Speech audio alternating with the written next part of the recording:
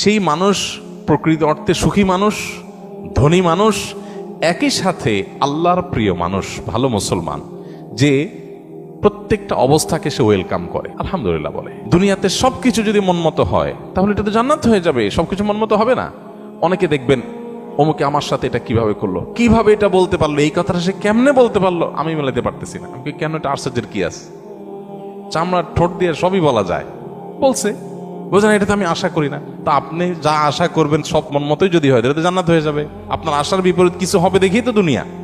না না, সে কিভাবে এটা আমারে বলতে পারলো, আমার মাথায় ধরতেছে না, কেমনে এটা বলতে পারলো। আরে কেমনে বলতে পারলো, আমি তো বলতে পারবো আপনাকে, কোনো ব্যাপার না তো। সবকিছুকে ইজিলি নেওয়া, এটা হলো মানুষের দুঃখ দুর্দশা দূরের প্রধান মাধ্যম, প্রধান উপায়। কোন প্রকার বিপদ আপদ হলে আমরা ধৈর্য ধারণ করতে পারি না। ভাই, সবরটা কখন করবেন? তাহলে আপনার মনের বিরুদ্ধে হবে, চাওয়ার বিরুদ্ধে হবে, আশা যা করছেন তার উল্টাটা হবে। আপনার সাথে পড়ালেখা করে অনেক ভালো আছে, আপনি সেটা থাকবেন না, এখানে তো সবর, এখানে তো সবরের প্রশ্ন আসবে। সবরটা কোথায় করবেন তাহলে? সবই যদি মনমতো হয়। বহু মানুষ আছে যে দুনিয়াতে তাদের সব কিছু চাই, সব কিছু চাই, বাস, আর অন্যের সাথে কম্পেয়ার করা এবং অন্যের কাছে আশা করা। সকল অশান্তির দুইটা মূল আছে, আরেকজনের সাথে নিজেকে তুলনা করা, আরেকটা হলো আরেকজনের কাছে কি করা, আশা করা।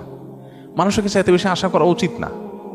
স্বামী হোক, স্ত্রী হোক, ননদ হোক, দেবর হোক, শ্বশুর হোক, শ্বশুর বাড়ি হোক, এমনকি বন্ধু বান্ধব হোক, আপনার স্ত্রী, তিনি হয়তো রান্না বাড়া ভালো পারেন না, আপনার মনে দুঃখ, কিন্তু তার চরিত্রটা ভালো। আরেকজনের বউ রান্নাটা মাশাআল্লাহ একের, কিন্তু চরিত্রটা 2 নম্বর।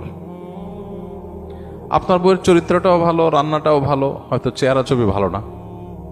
আরেকজনের বউর চেহারা ছবি অনেক সুন্দর, কিন্তু বড় বড় রোগ সে বহন করে বেড়াচ্ছে, লাখ লাখ টাকা যাচ্ছে, তার বাচ্চা মরা মানে একটা ধোঁয়াশার মধ্যে আছে। আল্লাহ তাআলা আপনার স্ত্রীকে সুস্থ রেখেছেন। একইভাবে মেয়েরা যদি পুরুষদের দিকে তাকায় দেখেন, আমার স্বামীটা অমানুষ, সে একটা ফোন করে না, একটা মেসেজ দেয় না, একটা খোঁজ খবর নেয় না, আমি মনটা খারাপ করে বসে আছি। আরে ভাই, আপনার স্বামীটা নেশাখোর? কোন নেশা করেন, আলহামদুলিল্লাহ করেন। অনেকের স্বামী নেশাখোর, স্বামী অনেক খোঁজ খবর নেয়, অনেক কেয়ারি, কিন্তু নেশাখোর। আবার অনেকের স্বামী সব দিক থেকে ভালো আছে, কিন্তু তার ক্যান্সার 4th স্টেজ হয়ে গেছে, যে কোনো মুহূর্তে মারা যাবে। আল্লাহ আপনার স্বামীকে সুস্থ রেখেছেন।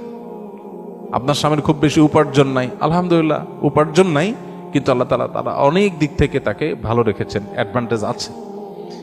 একজন ইমানদার সে সবসময় পজিটিভ জিনিসগুলো দেখবে। শেখ মোহাম্মদ মোতাওয়াল্লিয়া শারবি, মিশরের একজন বড় স্কলার, কোরআনে কারীমের একজন বড় মুফাসসির, তার একটা ছোট স্ট্যাটাসে তিনি লিখেছেন যে কারোর ঘর যদি চুরি হয়ে যায়, চুরি হয়ে চোরের